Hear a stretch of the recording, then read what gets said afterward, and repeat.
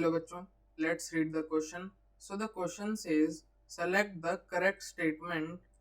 तो मतलब हमें इस क्वेश्चन में ये बताना है कि ये जो हमें स्टेटमेंट्स दे रखी हैं इनमें से स्टेटमेंट्स करेक्ट कौन कौन सी हैं हमारी। तो आओ देखते हैं। तो इस क्वेश्चन को सबसे पहले करने के लिए हमें इस क्वेश्चन का की कॉन्सेप्ट पता होना चाहिए। तो इस क्वेश्चन का हमारा की कॉन्सेप्ट जो होगा वो हो जाएगा कि की concept to this question will be chemical properties. मतलब हमें ये पता होना चाहिए कि मतलब अल्कोहल्स की और दूसरे जो हमारे जनरल कंपाउंड्स हैं उनकी केमिकल प्रॉपर्टीज क्या क्या होती हैं। तो जैसे कि हम ऑप्शन ए पढ़ते हैं, ऑप्शन ए में लिखा है कि alcohols are weaker acids than water. तो ये तो हमें पता ही है कि ये बात ट्रू होती है कि जो हमारे अल्कोहल्स होते हैं वो वीकर एसिड होते हैं हमारे वाटर से। तो ये बात तो बिल्कुल सही है। अब हम ऑप्शन बी पढ़ते हैं जहाँ पे लिखा है water is the better proton donor than alcohol. तो ये बात भी बिल्कुल सही है क्योंकि जैसे हमें पता ही है कि जो अल्कोहल्स हैं वो वीकर एसिड है वाटर से, यानी जो पानी है वो अपना H+ आसानी से लूज कर देता है, यानी वो अच्छा प्रोटॉन डोनर है। तो ऑप्शन बी हमारा ट्रू हो जाएगा।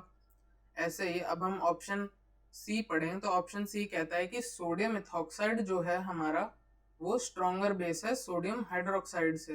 तो इसके बारे में हमें थोड़ा सोचना पड़ेगा।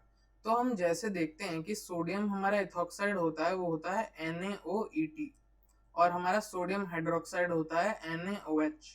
तो इसका जो कॉन्जुगेट बेस होता है हमारा, हम बोले उसे कॉन्जुगेट एसिड बोलते हैं, सॉरी, ये हमारा कॉन्जुगेट एसिड जो है इसका वो हो जाएगा OH नेगेटिव और इसका कॉन्जुगेट एसिड हो जाएगा हमारा O। तो हमारा जैसे OH नेगेटिव यहाँ से है, मैं ये देखता हूँ कि यहाँ से हमारा जैसे ये इथॉक्साइड आयन है OET नेगेटिव और यहाँ पे ये हमारा OH नेगेटिव है।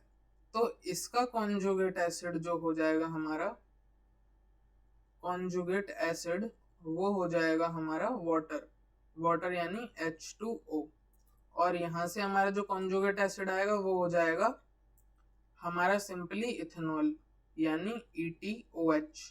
तो अब हमें जैसे पता है कि इथेनॉल और वाटर में से ज्यादा एसिडिक कौन है, इथेनॉल और वाटर में से मोर एसिडिक हमारा पानी है, यानी एसिडिटी का जो ऑर्डर है इथेनॉल और वाटर का वो ये है कि वाटर की एसिडिटी इथेनॉल से ज्यादा है।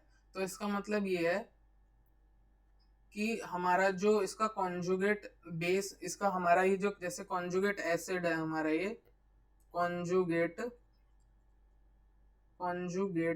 एसिड है हमारा ये, तो इसका जो हमारा कॉन्जुगेट बेस है यानी इथॉक्साइड वो ज्यादा बेसिक होगा, यानी सोडियम इथॉक्साइड हमारा ज्यादा बेसिक हो जाएगा सोडियम हाइड्रोक्साइड से।